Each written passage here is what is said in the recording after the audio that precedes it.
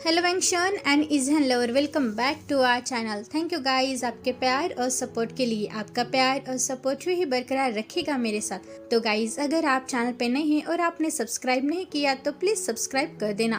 तो गाइस आज हम द प्राइवेट आई का नेक्स्ट पार्ट देखने वाले हैं।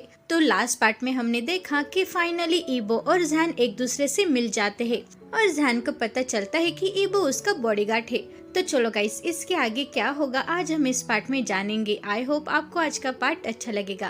कॉलेज कैंपस में कोई पर्सन एंटर कर रहा था और उसे देखने के बाद सभी स्टूडेंट बहुत एक्साइटेड हो गए। वहाँ आखिरकार क्या हो रहा है और वहाँ इतनी भीड़ क्यों है?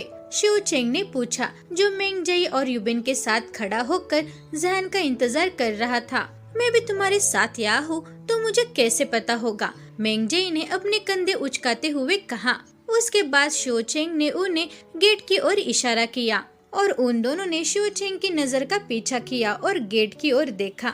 Oh my God! मेंगजई ने जो देखा उससे हैरान होते हुए उसने कहा, ये क्या बकवास है और उसके साथ जो लड़का है वो कौन है? शिव चेंग को नहीं पता कि वो उस लड़के पर हंसेगा या उसकी तारीफ करेगा जो अब उसके चचेरे भाई के साथ चल रहा है।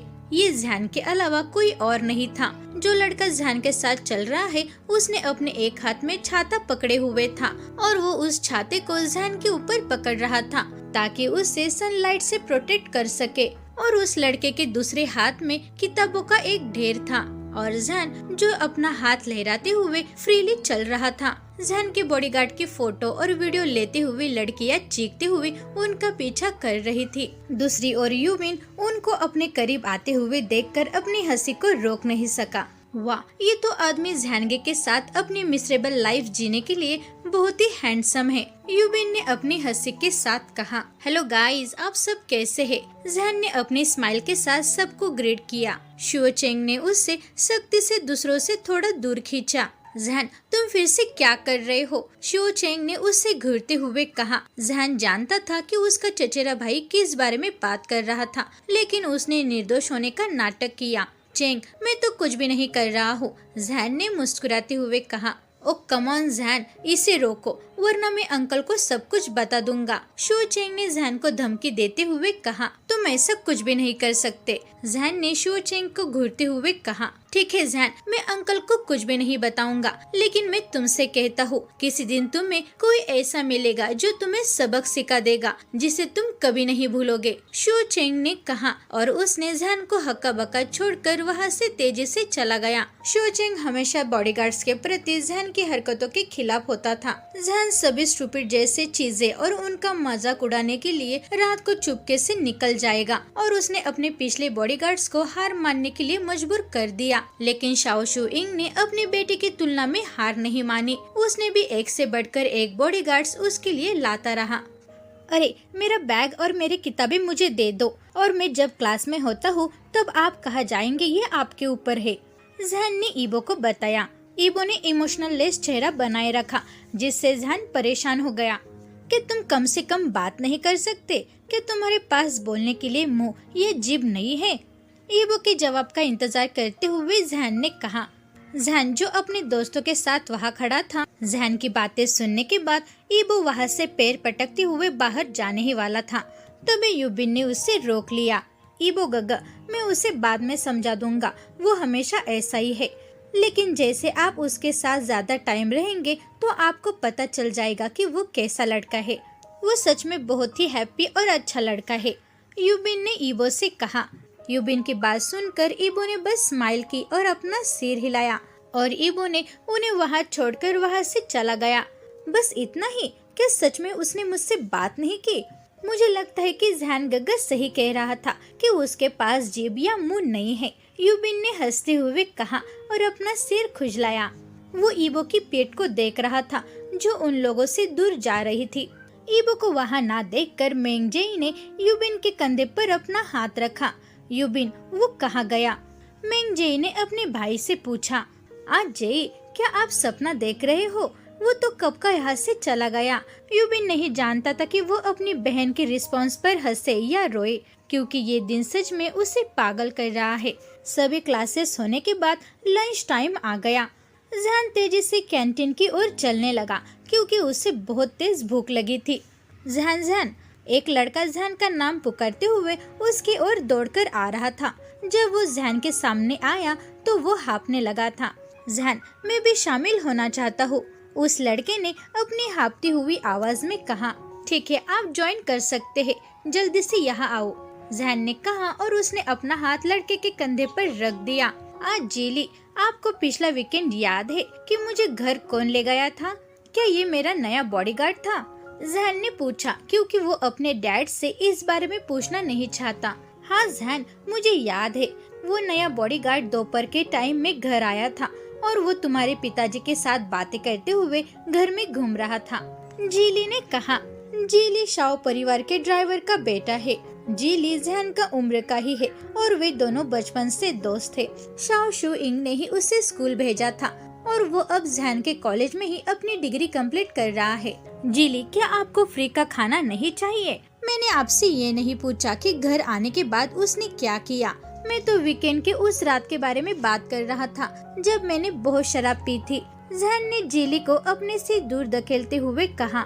हाँ जहन, मुझे उस शाम के बारे में याद है। ए और मैं लिविंग रूम में टीवी देख रहे थे, तभी तुम्हारे पापा के पास एक कॉल आया। तुम्हारे पापा और ईबो एक मिनी बार में बात कर रहे थे। तभी तुम्हारे पापा ने ईबो से कहा कि तुम शराब के नशे में बार में पड़े हो, और तब ईबो ने तुम्हारे डैड से कहकर अपनी इच्छा से तुम्हें बार से लेने के लिए गया। वो तुम्हें लेने के लिए अपने बाइक पर जाने वाला था, लेकिन तुम्हारे पिताजी ने उसे कार दे दी। जहन के पकड़ में झटपटाते हुए जीले ने कहा। ठीक है जीली, तो चलो कुछ खाने के लिए चलते हैं, जहन ने कहा और उसने जीली का हाथ खींचा और कैंटीन की ओर चलने लगा। वे दोनों कैंटीन के दरवाजे पर रुक गए। तभी उन्हें एक टेबल पर बहुत सारी लड़कियां दिखाई दी और वे सभी लड़कियां एक्साइटेड होकर चीखने और चिल्लाती रही। एक टेबल पर इतनी भीड़ देखने के बाद जहन और जीली एक्साइटेड होकर उस टेबल की ओर बढ़ गई। उस टेबल पर ऐसा क्या है जिसे देखकर लड़कियां चिल्ला रही है? ये देखने के लिए एक्साइटेड होकर जहन धीरे से उस टेबल की ओर बढ़ गया। ओ माय गॉड, तुम सच में बहुत बढ़िया हो, प्लीज हमारे लिए एक और बार, सामने वाली गर्ल्स ने चिल्लाते हुए उससे रिक्वेस्ट की। नहीं, वो ऐसा कुछ भी नहीं करेगा। सभी गर्ल्स ने अपनी नजर उस दिशा में घुमाई जहाँ से ये आवाज आई थी। ये आवाज जहन की थी, जिसे देखने के बाद सभी गर्ल्स खामोश हो गई और सभी गर्ल्स ने जहन को ईबो के पास जाने के लिए रास्ता दे दिया। ईबो ने जहन के प्रेजेंस को नजरअंदाज कर दिया। मिस्टर वैंग ईबो, आप यहाँ मेरे बॉडीगार्ड बनने के लिए है। चूहों की तरह चीखने वाली इन गर्ल्स का एंटरटेनमेंट करना आपके काम का हिस्सा नहीं है, जहन ने ईबो के सामने वाली चेयर पर बैठते हुए कहा। दूसरी तरफ जीली ने भी धीरे धीरे उसके बगल में अपनी सीट ले ली। जीली ने अपने सामने वाले दोनों पर्सन को देखा जो एक दूसरे को ऐसे घूर रहे थे मानो वे एक दूसरे को मारना चाहते हो। ये नया बॉडीगार्ड तो सच में बहुत ही इंटरेस्टिंग है, जीली ने अपने मन में सोचा, और वो ईबो के रूखे चेहरे को देख रहा था जबकि जहन उससे डांट रहा है। जहन को ईबो को डांटते हुए देखकर गर्ल्स भी वहाँ से चली गई। जिस टाइम जहन ईबो को डांट रहा था तब ईबो अपनी सीट पर पीछे झुक गया। उसने जहन को तेज ग्लेयर से देखा और स्माइल की। तुम किस लिए हंस रहे हो? जहन ने कहा। ईबो को हंसता हुआ देखकर उसका खून खोलने लगा। अपने नए बॉडीगार्ड के काम करने के तरीके से जहन बहुत नाराज हो गया। आज जहन, मुझे लगता है कि हम यहाँ लंच करने के लिए आए थे। जीली ने उन दोनों के बीच के टेंशन को थोड़ा कम करते हुए और अपनी गर्दन को खरोचते हुए कहा। हाँ, हम यहाँ लंच करने के लिए आए थे। तुम हमारे लिए खाना ऑर्डर करो और मैं इस आदमी से बाद में निपट लूंगा। जहन ने जीली पर एक नजर डाले बिना जवाब दिया। जीली, जिसने जहन की बातें सुनकर तुरंत खड़ा हो गया और काउंटर की ओर गया और उसने खाने का ऑर्डर दिया। यदि आप उन गर्ल्स के आसपास अपना टाइम बिताएंगे तो आप मुझे प्रोटेक्ट कैसे कर पाएंगे? और क्या आप यहाँ मुझे प्रोटेक्शन देने के लिए नहीं है? आपका काम मुझे प्रोटेक्ट करना है, ना कि मैजिक दिखाना। अगर आप इतना ही मैजिक को पसंद करते हैं तो आप सर्कस में फॉर्म क्यों नहीं भरते? और वहाँ सर्कस में तुम्हें लोग ज्यादा पसंद करेंगे। जहन बिना रुके ईबो की ओर बड़बड़ाता रहता है। ईबो, जिसके पास जहन का जवाब देने के लिए कोई भी शब्द नहीं था, इस वजह से उसने अपनी कोल्ड एक्सप्रेशन बरकरार रखी। लेकिन ईबो अपने दिमाग में कुछ और ही सोच रहा था। जब जहन गुस्से में होता है तो सच में बहुत प्यारा लगता है। ईबो ने सोचा, कॉलेज खत्म होने के बाद जहान घर जाने के लिए तैयार हो गया और ईबो को फिर से सुबह की तरह स्कूल बैग्स और उसका सामान ले जाना पड़ा। ईबो ने ना ही काम करने से इनकार किया और ना ही उसने उसके बारे में कंप्लेन की। उसने बस वही किया जो जहान उससे करने के लिए कहता रहा, क्योंकि वो लॉ को ब्रेक करना नहीं चाहता था। आई एम सॉरी शुओचेंग, जहान ने कहा जब उसने अपने चचेरे भाई को पार्किंग लॉट में देखा। सुबह जो कुछ भी हुआ था उसके लिए सॉरी कहते हुए जहान अपने चचेरे भाई के बाहों से चिपक जाता है। किस लिए सॉरी जहान? शुओचेंग ने कहा। वो अभी भी जहान पर थोड़ा पागल था। वे दोनों हमेशा ऐसे ही रहे हैं। उन दोनों में से जहान बहुत ज्यादा जिद्दी है और प्यारा भी। अगर उनमें कुछ गलतफहमियां होती है तो जहान अपनी पपी आइज दिखाकर सब कुछ ठीक कर लेगा। ठीक है जहान, लेकिन इस वीकेंड पर मुझे तुमसे एक ट्रीट चाहिए, तभी मैं तुम्हें माफ कर दूंगा, शुओचेंग ने कहा। जरूर चेंग, इसमें कोई बड़ी बात नहीं। इस वीकेंड को मेरी तरफ से तुम्हें ट्रीट होगी, जहान ने कहा और वो शुओचेंग को गले लगाने के लिए कूद गया। उसके थोड़ी देर बाद, डैडी मुझे ये नया बॉडीगार्ड बिल्कुल भी पसंद नहीं आया। वो मुझसे बात भी नहीं करता और सबसे बुरी बात, मेरी प्रोटेक्शन करने के बजाय वो उन गर्ल्स को मैजिक दिखाता है। जहान कॉलेज के वापस आने के बाद वो अपने घर के लाइब्रेरी के अंदर शाओ शू इंग के सामने अपने पैर पटक रहा था। जहान सीधे अपनी बॉडीगार्ड की कंप्लेंट उसके पिताजी से कर रहा था।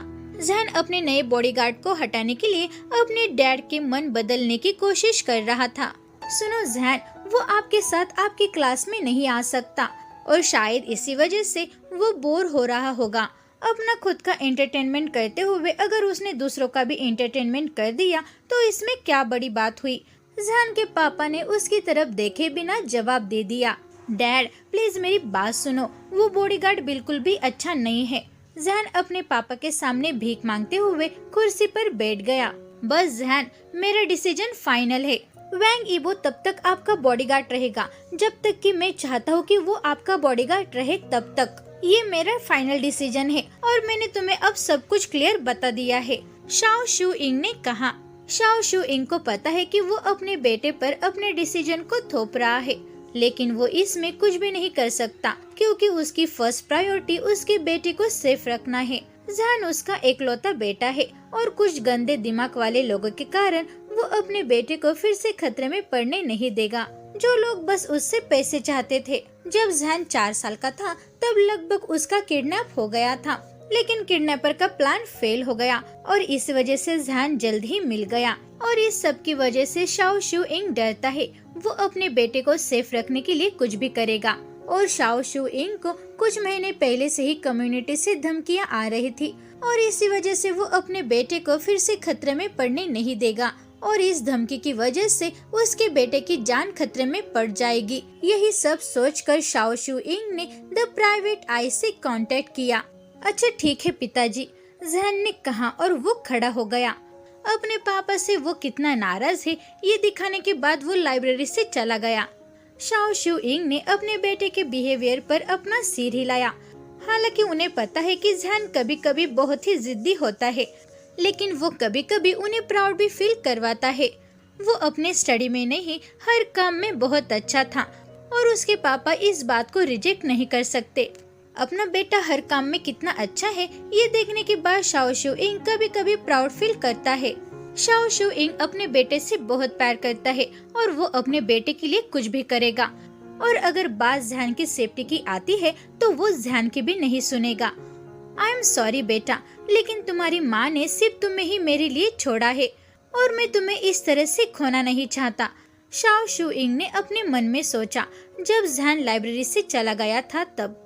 दूसरी तरफ मिस्टर शाओ के बेटे के साथ मेरे भाई का पहला दिन कैसा रहा? जब ईबो ने उससे कॉल किया, हाईकुवान ने फोन की दूसरी तरफ से कहा। जब ईबो ने उससे कॉल किया था तब ईबो इस टाइम शाओ हवेली में उसे दिए गए एक कमरे में है। भाई सब कुछ अच्छा रहा, ईबो ने अपने भाई को जवाब दिया और ईबो के दिमाग में बीती हुई यादें आ रही थी जब जहान उस पर चिल्ला रहा था। ये अच्छा है। बाय द वे ईबो, हम उन धमकियों के बारे में पता लगाने की कोशिश कर रहे हैं जो मिस्टर शाओ को मिली थी। हमने उनके लेटर्स के बारे में पता लगाया। वो एक कम्युनिटी है और वो उनसे कुछ मांग रही है। लेकिन हम इसमें और सुराग खोजने की कोशिश कर रहे हैं। मिस्टर शाओ ने हमें बताया कि शाओ चान का लगभग किडनैप हो गया था जब वो 4 साल का था। वो लोग बस उनके बिजनेस कॉम्पिटिटर थे और उन्होंने फिरौती लेने के लिए उनके एकलौते बेटे का किडनैप करने की कोशिश की। ये सब इसीलिए था क्योंकि तब मिस्टर शाओ का बिजनेस बढ़ना स्टार्ट हो गया था और उनके बिजनेस कॉम्पिटिटर को लगा कि वो उनके नीचे चले जाएंगे। हाईकुआन ने ईबो को मिस्टर शाओ के मिशन के छुपे हुए प्रॉब्लम्स के बारे में बताया। लेकिन ईबो, तुम केयरफुल रहो, शाओ चान को इसके बारे में पता न चले। बस आप उस पर नजर रखो, वो आपका पहला काम है।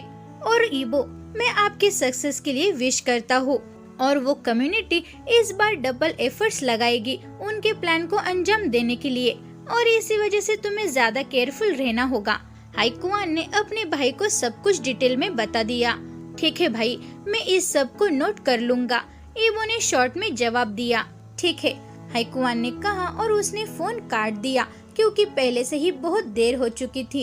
ईबो अपनी नींद में सोने ही वाला था, तभी उससे एक क्लिक की आवाज सुनाई दी। ये आवाज ऐसी थी जैसे किसी ने डोर नॉब को खोला हो और इस आवाज के कारण ईबो जल्दी से बेड से उठ गया और अपने बेड साइड टेबल के ड्रॉवर से अपनी गन निकाली। तो गाइस, आपको आज का पार्ट कैसा लगा? Thank you very much guys video देखने के लिए। अगर आप चैनल पे नए हैं और आपने सब्सक्राइब नहीं किया तो प्लीज सब्सक्राइब कर देना। वीडियो को लाइक करो और शेयर करो और मुझे कमेंट में ये जरूर बताना कि आपको आज का पार्ट कैसा लगा। Thank you guys.